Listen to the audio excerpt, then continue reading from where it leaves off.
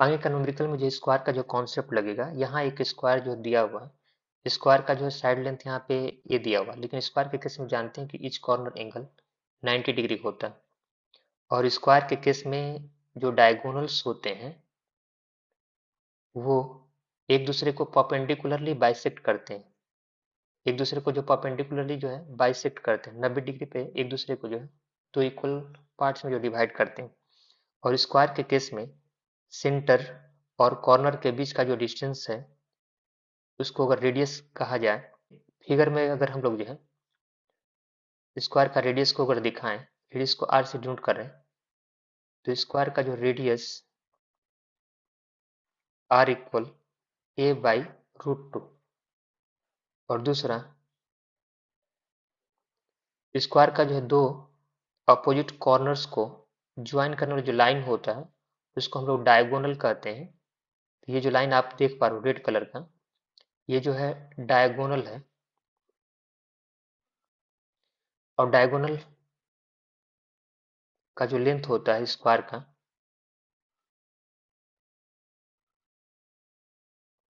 वो होता है √2a। इसको आगे हम लोग यूज करेंगे, इसीलिए इसको जो ध्यान रखें, स्क्वायर का रेडियस a बाई √2 और डायगोनल जो है √2a। इस न्यूमेरिकल में हमको जो है कैलकुलेट करना है electric field intensity at the centre of square. Square का सेंटर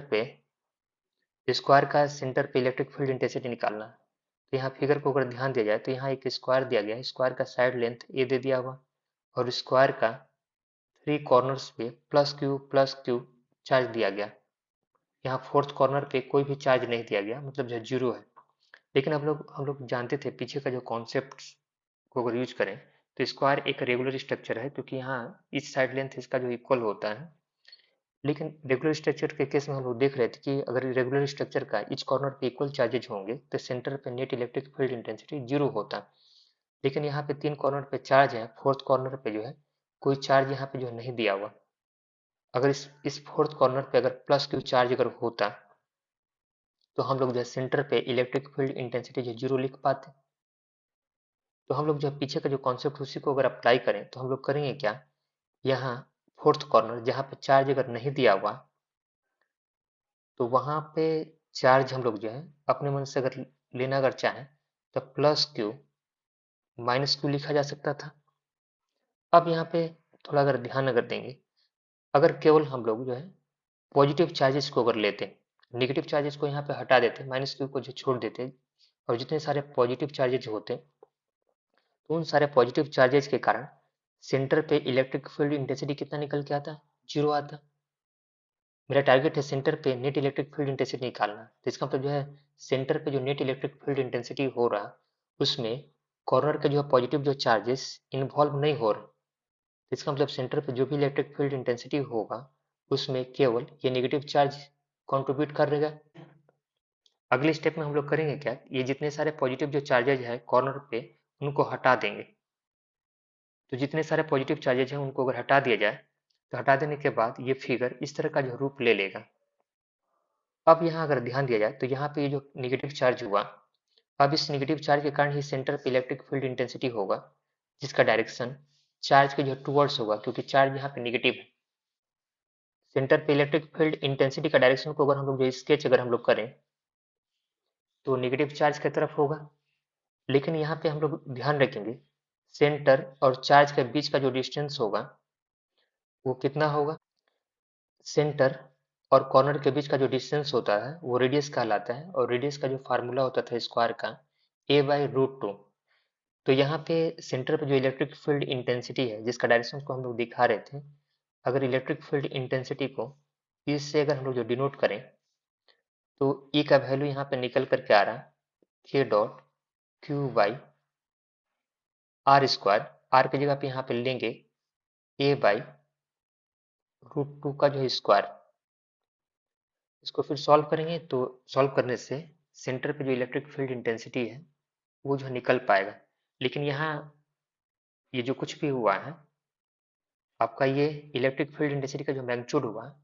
इलेक्ट्रिक फील्ड इंटेंसिटी एक वेक्टर क्वांटिटी था, तो मैग्नीट्यूड के साथ साथ उसका डायरेक्शन को भी वर्ड में एक्सप्रेस करना होगा। तो इसका डायरेक्शन को वर्ड में अगर हम लोग एक्सप्रेस करें तो हम लोग लिखेंगे directed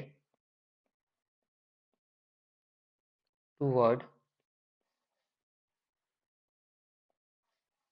the charge minus Q.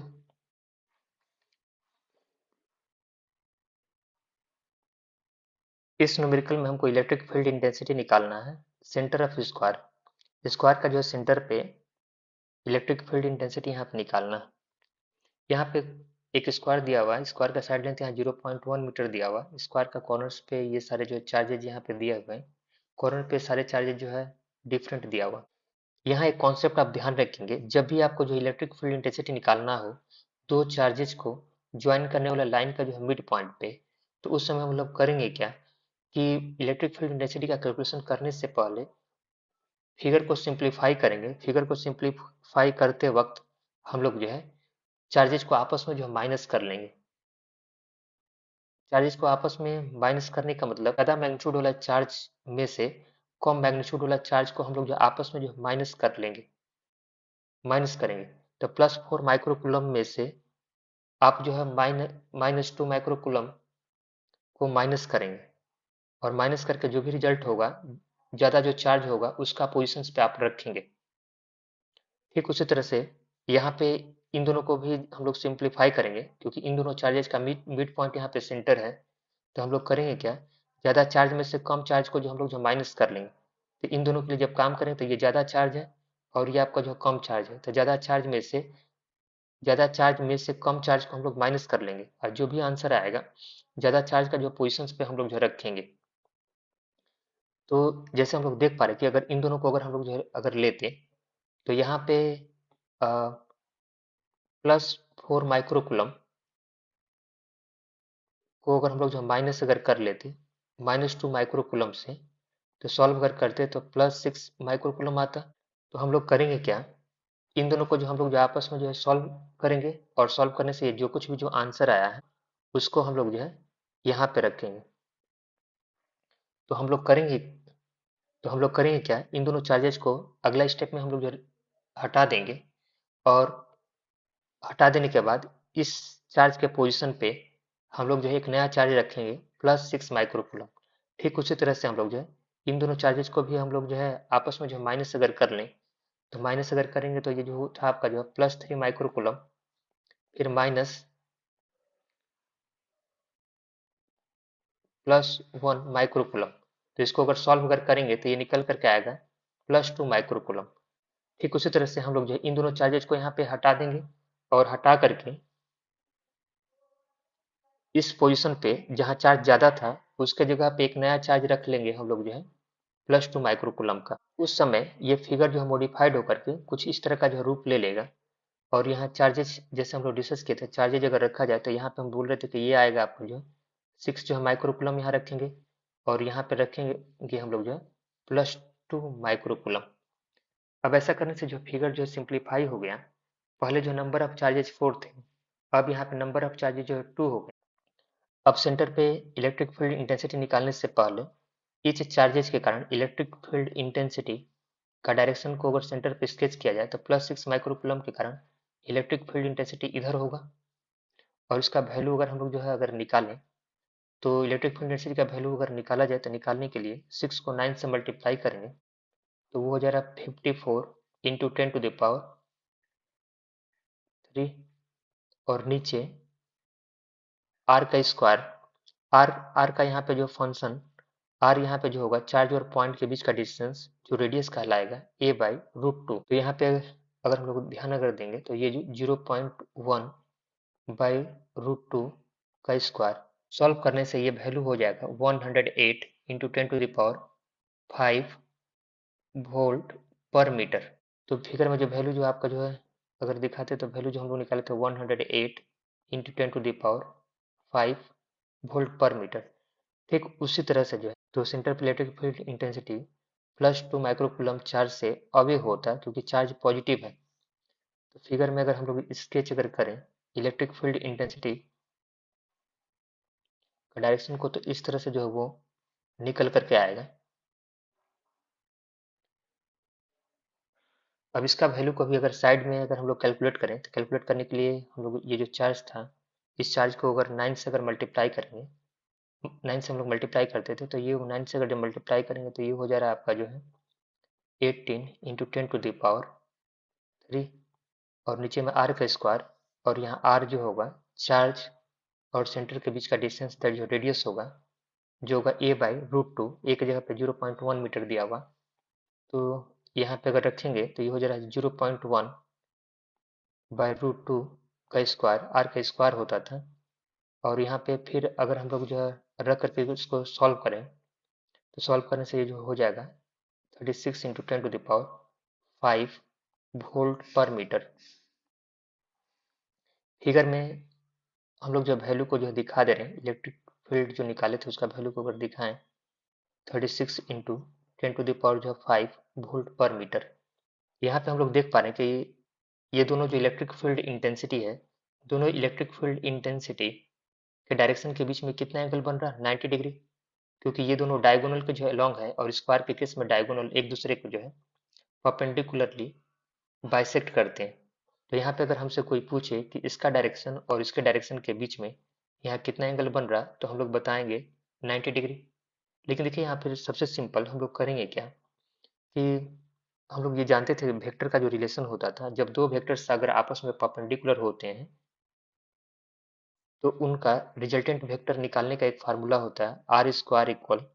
p² plus q²। अगर जब दो वेक्टर्स अगर दिया हुआ है, एक p हो दूसरा जो है q हो,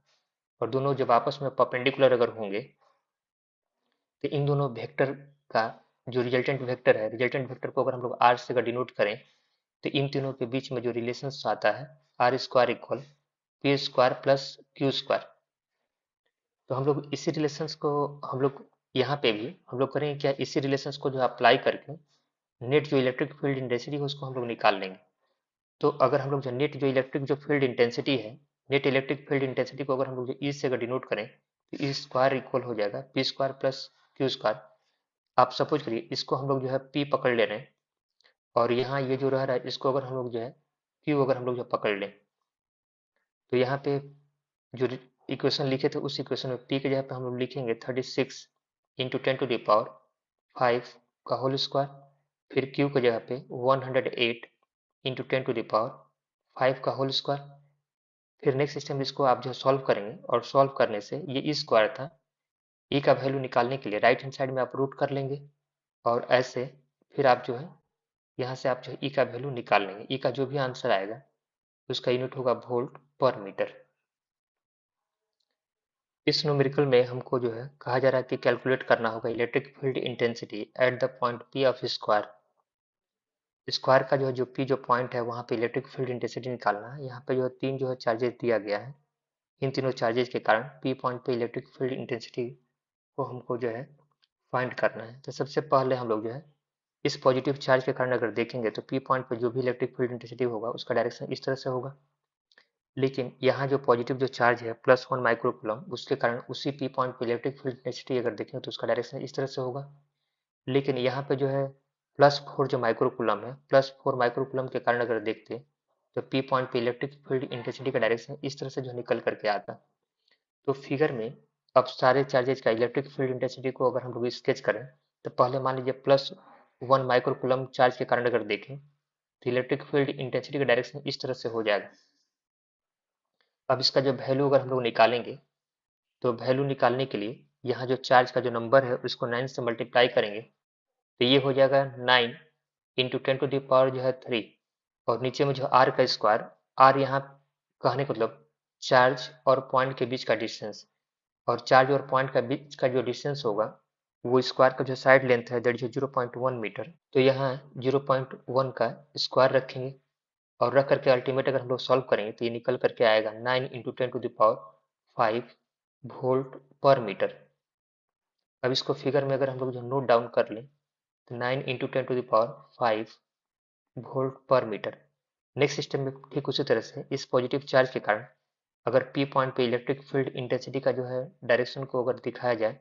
तो चार्ज से अवे होगा और कुछ इस तरह से जो बन करके आएगा। अब यहाँ इसका भी वैल्यू को अगर हमको कैलकुलेट करना है, तो ये जो चार्ज के अंदर जो नंबर जो बैठा है 3, उसको 9 से अगर 1 में मल्टीप्लाई करेंगे तो 9 से मल्टीप्लाई अगर करेंगे तो ये हो जा रहा है 27 इंटू 10⁻3। और जिस चार्ज के लिए हम लोग काम कर रहे थे, चार्ज और पॉइंट के बीच का डिस्टेंस यहाँ स्क्वायर का साइड लेंथ ही है, दैट जो है 0.1 का स्क्वायर। और इसको भी अल्टीमेट अगर सॉल्व करेंगे तो ये हो जाएगा 27 इंटू 10⁵ वोल्ट पर मीटर।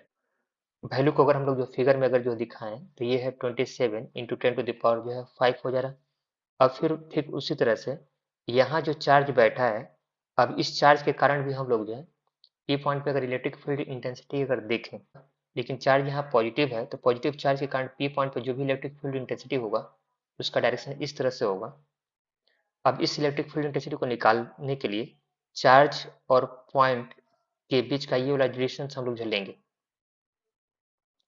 तो अगर हम लोग जो ठीक उसी तरह से साइड वर्क अगर कर लें तो यहाँ जो चार्ज बैठा है अपने साथ 4 नंबर लिया है, तो इसको जो 9 से अगर हम लोग मल्टीप्लाई अगर करेंगे तो 4 9 जा 36 10⁻3 ये तो रहेगा। नीचे में जो r का स्क्वायर, r r यहाँ पे है क्या, चार्ज और पॉइंट के बीच का डिस्टेंस, जो है यहाँ डायगोनल जो है स्क्वायर का जो डायगोनल है वो चार्ज और पॉइंट के बीच का डिस्टेंस है। और स्क्वायर का जो डायगोनल का जो फार्मूला होता था √2a, तो यहाँ पे अगर हम लोग करेंगे तो √2a, ए मतलब जो 0.1 का जो है स्क्वायर। फिर इसको जो अल्टीमेट अगर हम लोग जो सॉल्व कर हम लोग जो करेंगे, सॉल्व करने से ये हो जा रहा है आपका जो है 18 इंटू 10⁵ वोल्ट पर मीटर। तो इस वैल्यू को भी अगर हम लोग जो फिगर में अगर हम लोग दिखाएं तो दिखाने पे ये हो जाएगा जो 18 इंटू 10⁻⁵ जो है 5 वोल्ट पर मीटर। नेक्स्ट हम लोग करेंगे क्या, यहाँ जो पी जो पॉइंट को ग्राफ का ओरिजिन जूम करके एक्स एक्सिस और वाई एक्सिस अगर ले स्केच अगर कर लिया जाए मन में, तो हम लोग देख पा रहे हैं कि यहाँ पे ये जो वेक्टर है नाइदर एक्स एक्सिस के ऊपर लाई कर रहा और नॉर वाई एक्सिस के ऊपर लाई कर रहा। तो यहाँ पे इसको हमको जो कंपोनेंट में तोड़ना होगा, और कंपोनेंट में तोड़ने के लिए एंगल का सिलेक्शन करना होगा। लेकिन हम लोग जानते थे कि जैसे जो है यहाँ का एंगल अगर लिया जाए तो ये एंगल 45 डिग्री होगा, क्योंकि स्क्वायर का कॉर्नर एंगल होता है 90 डिग्री और हमेशा डायगोनल कॉर्नर एंगल को इक्वली बाइसेक्ट करता है। तो अगर ये 45 डिग्री होगा तो यहाँ का एंगल भी अगर देखा जाए तो ये जो 45 डिग्री हो जा रहा है। ये दोनों वर्टिकली ऑपोजिट एंगल्स। तो फिगर में अगर एंगल का सिलेक्शन अगर हम लोग करें तो हम लोग बोल रहे थे कि ये एंगल अगर 45 डिग्री अगर होगा तो यहाँ का एंगल भी 45 डिग्री होगा। यहाँ 18 इंटू 10⁵ का जो दो कंपोनेंट्स होंगे, एक कंपोनेंट कॉस के रूप में आएगा पॉजिटिव एक्सिस के अलोंग, और दूसरा जो कंपोनेंट साइन के रूप में आएगा नेगेटिव वाई एक्सिस के तरफ। तो यहाँ पे नेट इलेक्ट्रिक फील्ड इंटेंसिटी अगर हम लोग जो निकालें तो नेट इलेक्ट्रिक फील्ड इंटेंसिटी को अगर हम लोग जो ई वेक्टर से अगर हम लोग डिनोट करें तो सबसे पहले हम लोग एक्स एक्सिस की तरफ देखेंगे। तो एक्स एक्सिस की तरफ पहले से ये जो है बैठा हुआ था 9 इंटू 10⁵ वोल्ट मीटर पहले से बैठा हुआ, और दूसरा इसका 18 इंटू 10⁵ का भी एक जो कॉस कंपोनेंट आएगा, लेकिन दोनों का जो डायरेक्शन होगा वो जो है सेम होगा, इसलिए दोनों को हम लोग जो आपस में जो है ऐड कर ले रहे हैं। एक्स की तरफ अगर देखेंगे तो ये हो जा रहा है 9 इंटू 10⁵ जो है 5 plus 18 into 10⁵ cos 45 degree I cap. फिर हम लोग जो है वाई एक्सिस की तरफ अगर काम करें तो यहाँ देख रहे हैं कि ये पहले से नेगेटिव वाई एक्सिस की तरफ बैठा हुआ था, और इसका भी एक कंपोनेंट नेगेटिव वाई एक्सिस की तरफ आएगा। तो दोनों का डायरेक्शन सेम है, तो दोनों को हम लोग आपस में ऐड कर लेंगे, लेकिन दोनों का डायरेक्शन नेगेटिव वाई एक्सिस की तरफ था, और नेगेटिव वाई एक्सिस की तरफ जो यूनिट वेक्टर लेंगे माइनस जे कैप। तो यहाँ पे अल्टीमेट अगर हम लोग जो है जब इसको जो हम लोग जो है सॉल्व अगर करेंगे तो यहाँ पे हो जाएगा माइनस, ब्रैकेट दे रहे हैं, माइनस जे कैप लेंगे तो माइनस जे कैप का माइनस को हम लोग आगे लिख दे रहे हैं, और दोनों को जो ऐड करके लिखेंगे तो 27 इंटू 10⁻⁵ जो 5 प्लस 18 का 18 इंटू 10⁻⁵ का साइन कंपोनेंट आएगा, दोनों को ऐड करके जे कैप लगा दे रहे हैं। फिर इसको हम लोग जो सॉल्व कर लेंगे, सॉल्व करने से जो भी आंसर आएगा उसमें जो आई कैप और जो जे कैप तो रहेगा ही, और फाइनल आंसर का यूनिट होगा वोल्ट पर मीटर।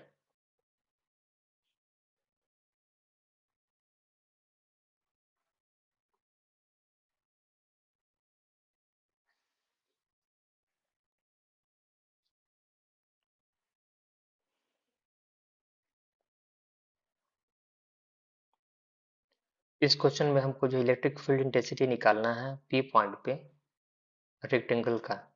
यहाँ एक रेक्टेंगल दिया हुआ और रेक्टेंगल का जो है पी पॉइंट पे हमको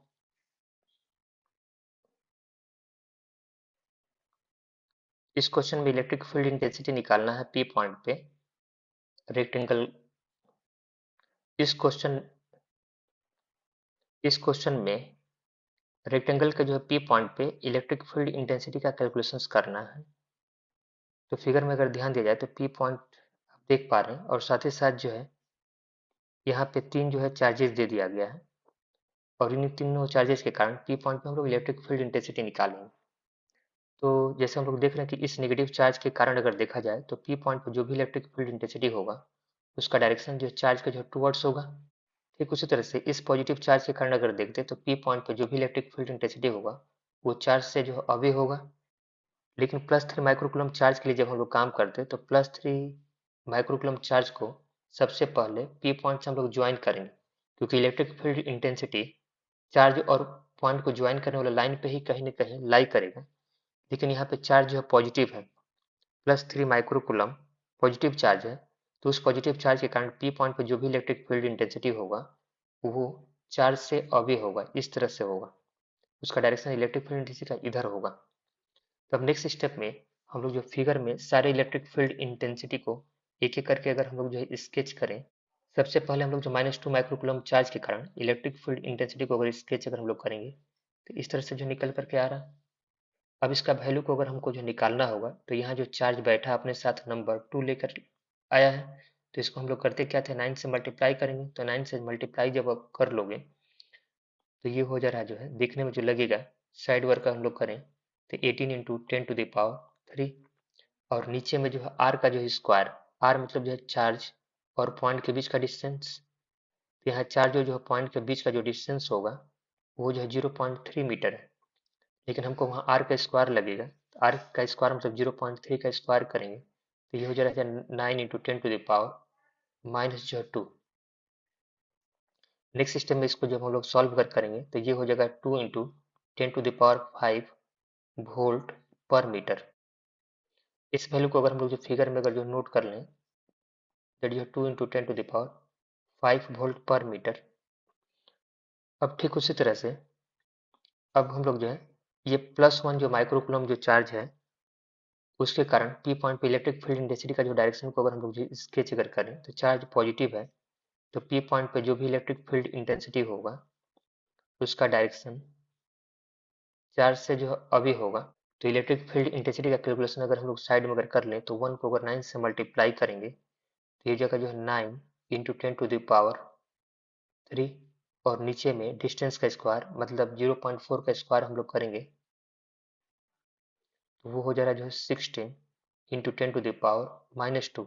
फिर नेक्स्ट स्टेप इसको हम लोग सॉल्व अगर करेंगे तो ये वैसे का वैसे हम रख दे रहे हैं फ्रैक्शन में 9/16 इंटू 10⁵ और यूनिट होगा वोल्ट पर मीटर। तो फिगर में इस वैल्यू को अगर हम लोग जो नोट अगर कर लें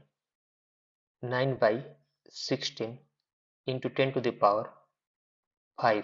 वोल्ट पर मीटर। फिर ठीक उसी तरह से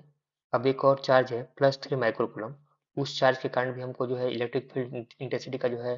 डायरेक्शन को अगर हम लोग फिगर में अगर स्केच करें, लेकिन हम लोग जानते हैं कि इलेक्ट्रिक फील्ड इंटेंसिटी हमेशा चार्ज और पॉइंट को ज्वाइन करने वाला जो लाइन है उसी लाइन पे कहीं ना कहीं लाई करेगा। लेकिन हम लोग देख पा रहे थे कि यहाँ पे जो चार्ज पॉजिटिव है तो उस पॉजिटिव चार्ज के कारण पी पॉइंट पर जो भी इलेक्ट्रिक फील्ड इंटेंसिटी होगा उसका डायरेक्शन चार्ज से जो अवे होगा। तो इलेक्ट्रिक फील्ड इंटेंसिटी का डायरेक्शन को अगर हम लोग उस चार्ज के कारण हम लोग अगर स्केच अगर करें तो चार्ज से अवे इस तरह से जो है ये निकल करके जो आ रहा। अब इसका जो है वैल्यू को निकालने के लिए हमको ध्यान रखना होगा चार्ज और पॉइंट के बीच का ये डिस्टेंस लेना होगा, ये डिस्टेंस। लेकिन इस डिस्टेंस को जानने के लिए अगर सपोज करिए ये एक राइट एंगल ट्रायंगल को अगर हम लोग चूज कर लें, जो राइट एंगल ट्रायंगल हाईलाइट किया जा रहा है उसको अगर चूज किया जाए तो हम लोग देख पा रहे हैं कि यहाँ का एंगल आपका जो 90 डिग्री है, और 90 डिग्री के ठीक सामने में हाइपो होता है। तो यहाँ पे ये जो साइड आप देख पा रहे हैं वो जो हाइपो है, तो पाइथागोरस थ्योरम अगर हम लोग अप्लाई करेंगे, तो पाइथागोरस थ्योरम अप्लाई कर करके हम लोग हाइपो का वैल्यू निकालेंगे। और पाइथागोरस थ्योरम जो होता था H square equal P square plus जो है बी स्क्वायर। तो मान लीजिए जो है अगर पी की जगह पे अगर हम लोग इसको रख दें और बी की जगह पे इसको अगर रखेंगे, तो उन लोगों को जो स्क्वायरिंग करके फिर आपस में जब आप सॉल्व करोगे, तो एच का जो वैल्यू अगर देखोगे तो निकल करके आएगा 0.5 मीटर। तो यहाँ पे जो डॉटेड लाइन है उसका लेंथ को हम लोग नोट कर ले रहे हैं 0.5 मीटर। अब इलेक्ट्रिक फील्ड इंटेंसिटी को अगर हम लोग साइड वर्क अगर कर लें, अब इलेक्ट्रिक फील्ड इंटेंसिटी का जो कैलकुलेशन करने के लिए यहाँ जो चार्ज बैठा है वो अपने साथ जो नंबर 3 लेके आया है। तो इसको जो हम लोग जो 9 से अगर मल्टीप्लाई कर लें, तो 9 से मल्टीप्लाई करेंगे तो ये हो जाएगा जो है 27 इंटू 10⁻³ और नीचे में आर का जो स्क्वायर, आर का स्क्वायर मतलब 0.5 का अगर जब स्क्वायर करेंगे तो वो हो जाएगा 25 इंटू 10⁻²। फिर इसको जो है अल्टीमेट अगर सॉल्व करेंगे तो उसको वैसे रख रहे हैं 27/25 इंटू 10⁻5 वोल्ट पर मीटर। अब इस वैल्यू को भी फिगर में हम लोग जो है नोट करेंगे 27/25 इंटू 10⁻5। अब हम लोग जो है पी पॉइंट को ग्राफ का ओरिजिन जूम करके एक्स एक्सिस और वाई एक्सिस को अगर जो मन में अगर स्केच अगर कर लें, यहाँ पे हम लोग जो है देख पा रहे हैं कि ये जो इलेक्ट्रिक फील्ड इंटेंसिटी है नाइदर एक्स एक्सिस के ऊपर लाई कर रहा नॉर वाई एक्सिस के ऊपर लाई कर रहा। तो हम लोग करेंगे क्या, इसको जो कंपोनेंट में हम लोग जो तोड़ लेंगे, लेकिन कंपोनेंट में जो तोड़ने से जो है पहले हमको एंगल का सिलेक्शन करना होगा। ये एक इस ट्रेंगल में, ये जो ट्रेंगल देख रहे हैं इस ट्रेंगल का यहाँ का एंगल अगर मान लीजिए अगर हम लोग थीटा अगर पकड़े तो यहाँ का एंगल भी थीटा होगा। ये दोनों वर्टिकली अपोजिट एंगल है। अब नेक्स्ट स्टेप में हम लोग करेंगे क्या, इसका जो है कंपोनेंट इस पॉजिटिव एक्सिस की तरफ निकालेंगे तो वो कॉस के टर्म में आएगा, और इसी इलेक्ट्रिक फील्ड इंटेंसिटी का एक दूसरा कंपोनेंट नेगेटिव वाई एक्सिस की तरफ आएगा साइन के फॉर्म में। नेट इलेक्ट्रिक फील्ड इंटेंसिटी अगर हम लोग निकालें तो नेट इलेक्ट्रिक फील्ड इंटेंसिटी को अगर ई वेक्टर से अगर डिनोट करें तो सबसे पहले हम लोग जो है कैलकुलेशन एक्स एक्सिस की तरफ हम लोग करेंगे। तो एक्स एक्सिस की तरफ अगर हम लोग कैलकुलेशन जब हम लोग करेंगे तो एक्स एक्सिस की तरफ देख रहे हैं कि ये पहले से पॉजिटिव एक्स की तरफ बैठा था, और दूसरा ये जो इलेक्ट्रिक फील्ड इंटेंसिटी है उसका भी cosine component positive x axis के अलॉन्ग ही आएगा। तो हम लोग करेंगे क्या, इस कोसाइन कंपोनेंट को इसके साथ ऐड कर लेंगे क्योंकि दोनों का डायरेक्शन सेम है, और ऐड करके इन दोनों को ऐड करके आई कैप से मल्टीप्लाई करेंगे। लेकिन वाई एक्सिस की तरफ जब हम लोग काम करेंगे तो हम लोग देख पा रहे हैं कि ये पहले से इधर में जो है बैठा हुआ है, लेकिन इस वेक्टर का इस इलेक्ट्रिक फील्ड लेकिन इस इलेक्ट्रिक फील्ड इंटेंसिटी का जो साइन कंपोनेंट आएगा वो नीचे की तरफ आएगा, नेगेटिव वाई एक्सिस की तरफ आएगा। तो इसका डायरेक्शन और इसका डायरेक्शन, इन दोनों का डायरेक्शन जो अपोजिट है, तो हम लोग करेंगे क्या, दोनों को आपस में माइनस कर लेंगे वाई एक्सिस के लॉन्ग। तो सबसे पहले एक्स एक्सिस को लॉन्ग जब हम लोग काम कर रहे हैं तो देख रहे थे जो वैल्यू आया था, एक पहले से जो बैठा था 9/16 इंटू 10⁻5 जो है 5, फिर प्लस जो कोसाइन कंपोनेंट आएगा 27/25 इंटू 10⁻5 कॉस थीटा, ब्रैकेट अब क्लोज कर दे रहे हैं आई कैप। फिर अब उसी तरह से अब वाई एक्सिस के लॉन्ग कैलकुलेशन करने तो पॉजिटिव वाई की तरफ जो इलेक्ट्रिक फील्ड इंटेंसिटी था 2 इंटू 10⁻5, लेकिन नेगेटिव वाई की तरफ जो साइन कंपोनेंट निकल करके आएगा